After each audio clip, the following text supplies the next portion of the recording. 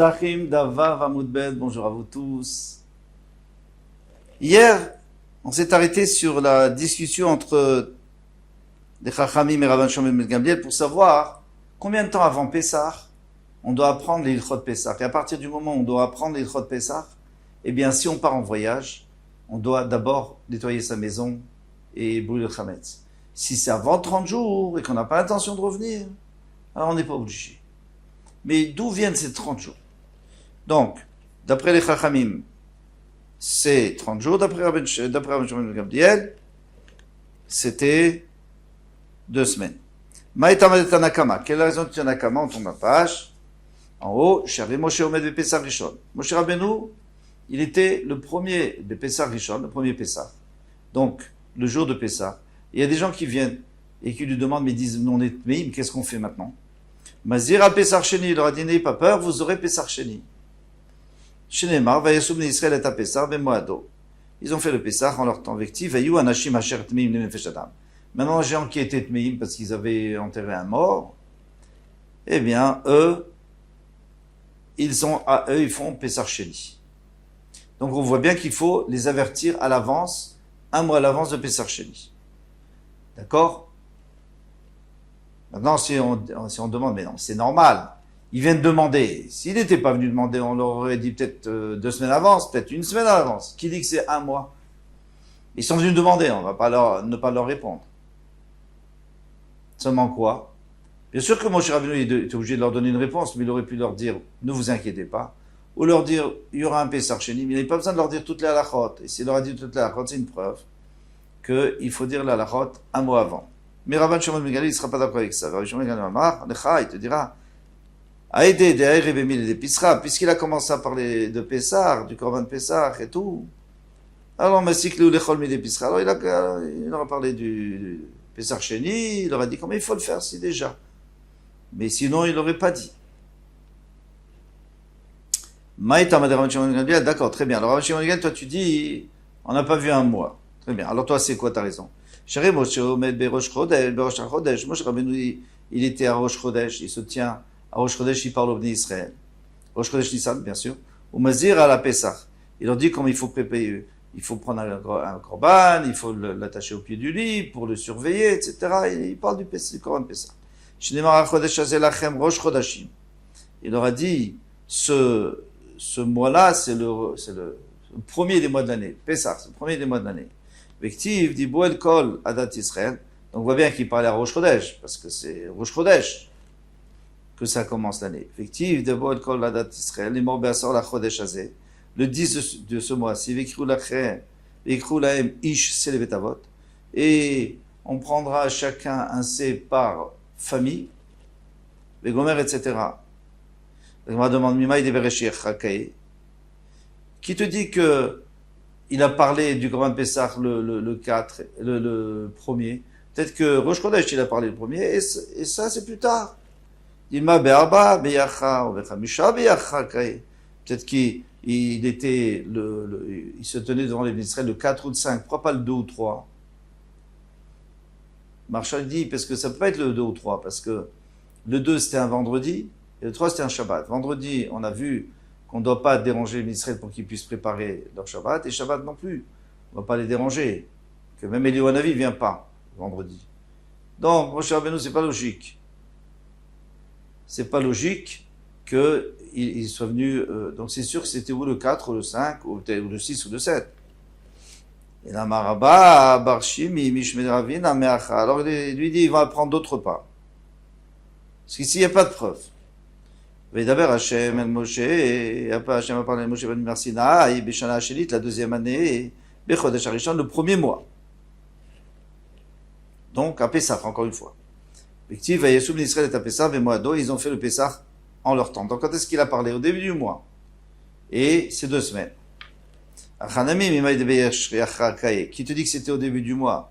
Il écrit Bechodesh Harishon. D'accord, ça pouvait être le 4 ou le 5. Dilma Be'arba Be'yacha, ou Bechamisha Be'yacha Kaye. Ici, on n'est pas obligé de dire que le 2 et le 3, c'était Shabbat. C'était peut-être comme ça, mais généralement, ça tombe pas 2 ans de suite. Mais à partir du moment où on a déjà utilisé cet argument pour la première année, donc on en reparle la deuxième année. Amarav Nachman bar Yitzhak Atia Midbar Midbar. On apprend du Midbar. Qu'est-ce qu'il y a dans le Midbar? Eh bien, puisqu'on fait une zerachava entre Midbar et Midbar. Dans un pasuk qui a écrit Midbar, dans le pasuk qui a écrit Midbar. Ktivacha, ici, il est écrit Midbar Sinai. Okay. Ktivata, mais là-bas, il y a écrit, au sujet des Pekoudim, quand on a compté les Israël, Vaïdaber Hashem el Moshe be Midbar Sinai. Be'oel Moed, dans l'Oel Moed. Be'echad la Chodesh Hasheni. Le premier, alors c'est vraiment Rosh Chodesh. Le Rosh Chodesh de Iyar. Baléalan de Rosh Chodesh, de la même manière que là-bas c'est Rosh Chodesh. Afkan be Rosh Chodesh, chez nous aussi c'est Rosh Chodesh. Donc on a une preuve que c'est Rosh Chodesh, donc il faut, comme Rabban Shimon, il faut 2 semaines, c'est tout. Alors là, c'est une autre question accessoire que la Gemara demande. Venichtov Varesha de Chodesh Arishon, Vadar Nirtov Chodesh Sheli. Pourquoi dans Bamidbar tu parles du deuxième? Dans la paracha de Bamidbar tu parles du deuxième mois. Et dans Be'alotecha, je crois, c'est dans Be'alotecha qu'on dit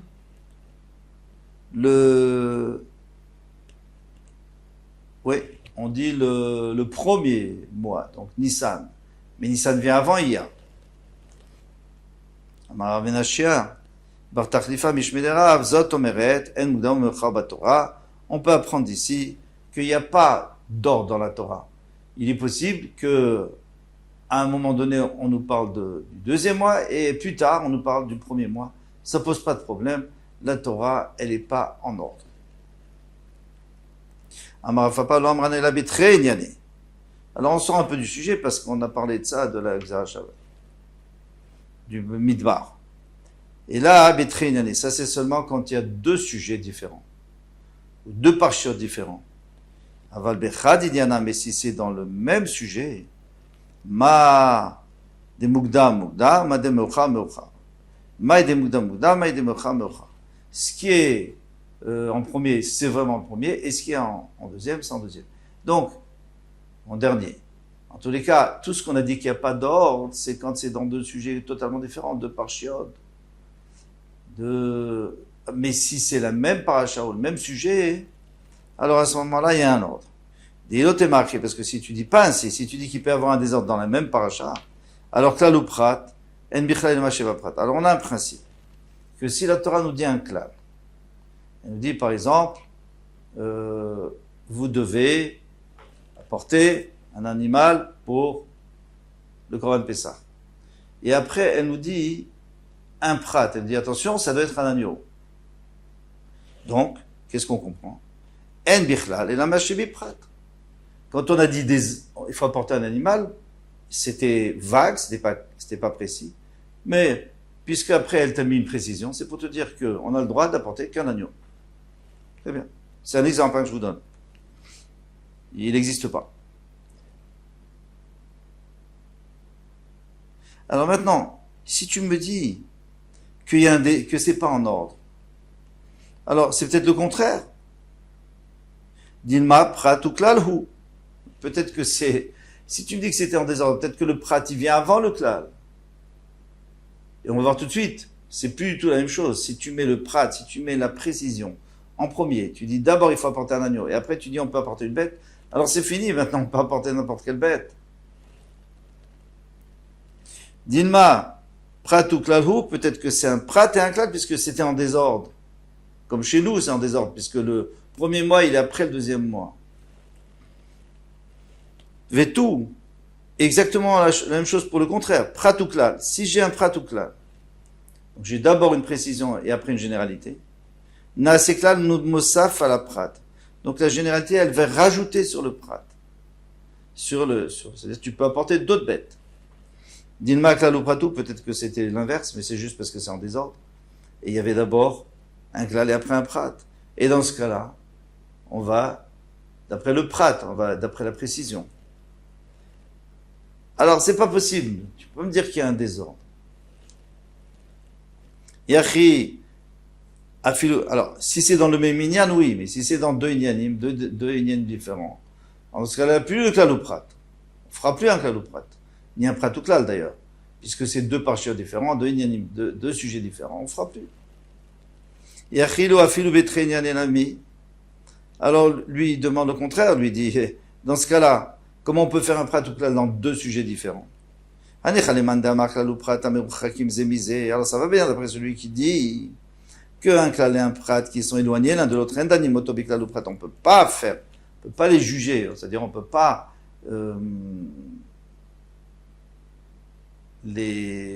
leur donner un sens de klal ou prat. Pourquoi? Parce qu'ils sont trop loin. Shapir, donc ça va bien, il n'y a pas de danger. Quand c'est dans le même sujet, de toute façon il y a un ordre. Puisqu'il y a un ordre, tu peux faire klal ou prat, ça dépend comment ça se présente. Quand c'est deux sujets, tu fais pas de klal ou prat, mais c'est pas grave, parce que de toute façon c'est en désordre. Donc ça peut être en désordre, donc c'est pour ça que tu fais pas de klal ou prat. Et là, il demande à Mardanien, mais d'après celui qui dit que même lorsque c'est dans deux endroits éloignés, on peut quand même faire un klal ou prat. Alors t'as un problème, parce que d'un côté, c'est peut-être en désordre, alors ton klal ou prat, c'est un prat ou klal. Maïka Lemar, qu'est-ce qu'on va dire?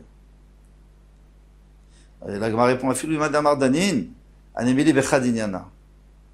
Même celui qui dit que quand c'est éloigné, on peut juger, mais il faut que ça soit dans le même sujet. Mais si c'est dans un autre sujet, Aval Betrinyane, mais si c'est deux sujets totalement différents, Endanim, ça tout le monde est d'accord qu'on n'est pas Dan. Même si c'est pas proche. Proche, ça veut dire quelques psukim ou le pasuk d'après. Mais même si c'est 15 psukim après ou 20 psukim après, tant qu'on est dans le même inyan, dans ce cas-là, on est obligé d'être en ordre. La Torah elle est en ordre. Et puisqu'elle est en ordre, donc on peut faire un klal ou prat ou alors un prat ou klal. Dès qu'on passe à un autre sujet, la Torah peut tout à fait faire un désordre, et à ce moment-là, on peut plus faire de prat ou klal, donc tout va bien. Amar Amarav. De Rav. Alors rappelez-vous, c'est bien Rav qui a dit ça. Parce qu'après, on va voir entre Abaye et Rava, ils vont pas être d'accord ce qu'il a dit. Abodek Tsarir Sheivatel, celui qui fait l'abdika, il doit annuler dans son cœur. Après avoir fait l'abdika, il faut aussi annuler dans son cœur. J'annule tout Mohamed. Comment on fait? Kol chamira vechamira deka beshote. Tout ce qui reste dans mon reshut, je vais l'annuler. Maïtama, quelle raison est ma mishum pirurim. Alors, qu'est-ce qu'on a peur? On a peur qu'il y ait des petits morceaux de pain qu'on n'a pas vus, qui traînaient un peu partout. Alors, chachivé, ça n'a pas de valeur, donc je n'ai même pas besoin d'annuler. De toute façon, ça n'a pas de valeur. Je vais pas aller le ramasser pour le manger. Et si tu me dis que puisque je le garde, à cause des autres choses que j'ai dans ma maison, chachivé, donc ça devient important. Ça veut dire quoi ça? C'est-à-dire à partir du moment où moi je veux pas que les gens ils viennent dans ma maison. Je veux pas. Je veux pas qu'ils viennent dans ma maison. J'ai des choses de valeur ou je veux pas envie qu'ils rentrent chez moi. Donc ces miettes ou ces petits morceaux de pain, eh bien, je les garde contre mon gré, je les garde puisque personne ne peut venir les prendre. Alors ça leur donne une importance. Comment on va voir tout de suite? Ve'atanya. Plutôt comment on va voir le contraire. Il y a une braïta qui dit Sofetenim. Alors maintenant, j'ai dans mon champ, j'ai récolté toutes mes figues. Il y en a qui sont pas mûres, je les laisse là-bas. Ils ne m'intéressent pas. Ils vont jamais mûrir.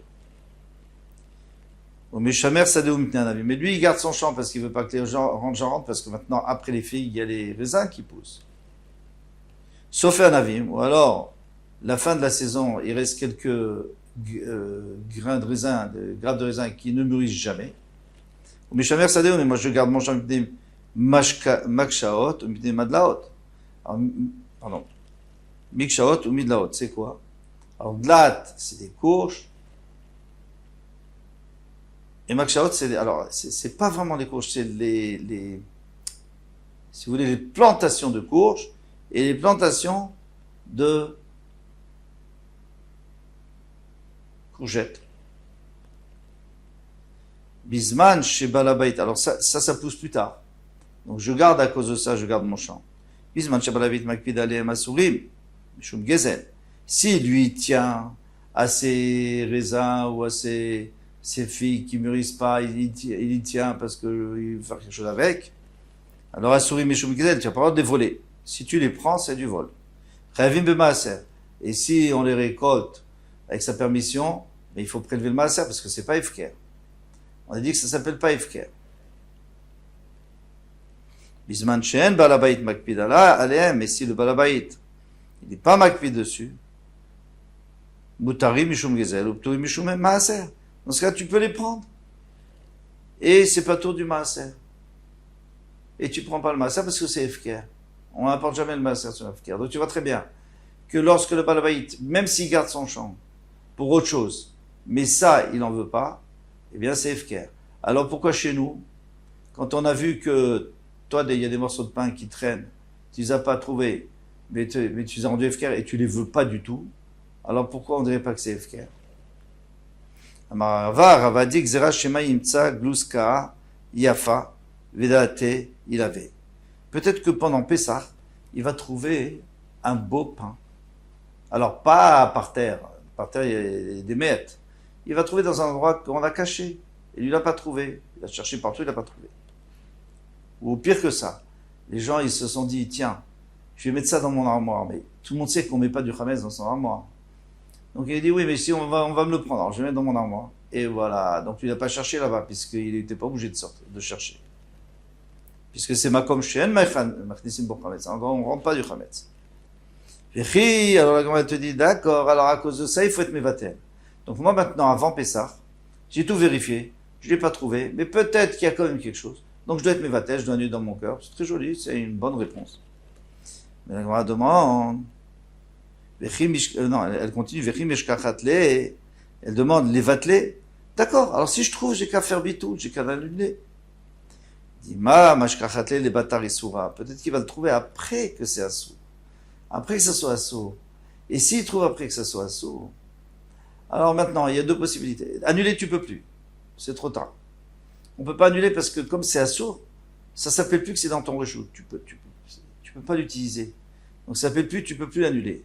Ce que tu peux faire, c'est le brûler. Si tu le brûles, tant mieux. Mais si tu le brûles pas tout de suite, tu as une avéra. Pourquoi tu as une avéra?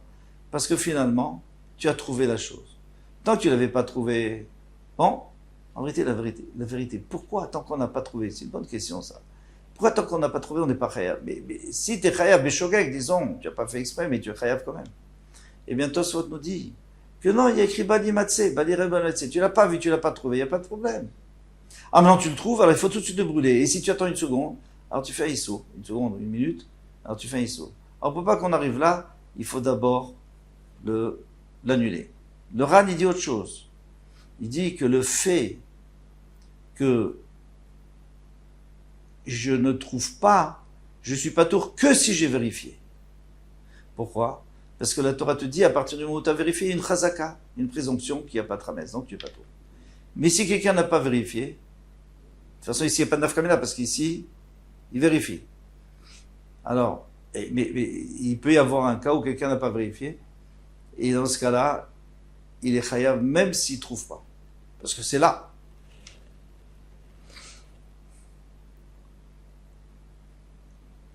Là, Virshut et Kaima, et c'est pas dans ce reshut, puisque c'est après le Zman du Issou. L'homme Maftil, il peut pas l'annuler. Parce que Rabbi Elazar a dit, Shte Dvarim Enam Birshuto Shel Adam.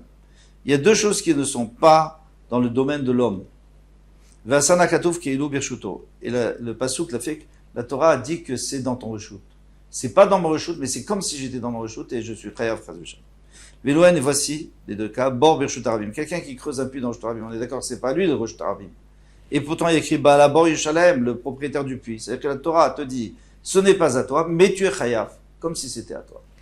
Deuxième chose, le chametz, mishesh shaotul ma'ala. Et chametz à partir de la fin de la 6e heure, où c'est assour, mais c'est plus à toi. Et mais ça s'appelle quand même à toi. Et tu es chayav. Donc c'est pour ça qu'il faut l'annuler avant. Demande la Gemara, d'accord, veniftele be'arba, veniftele be'chamesh. Pourquoi on annule le soir ou annule la 4e heure ou la 5e heure?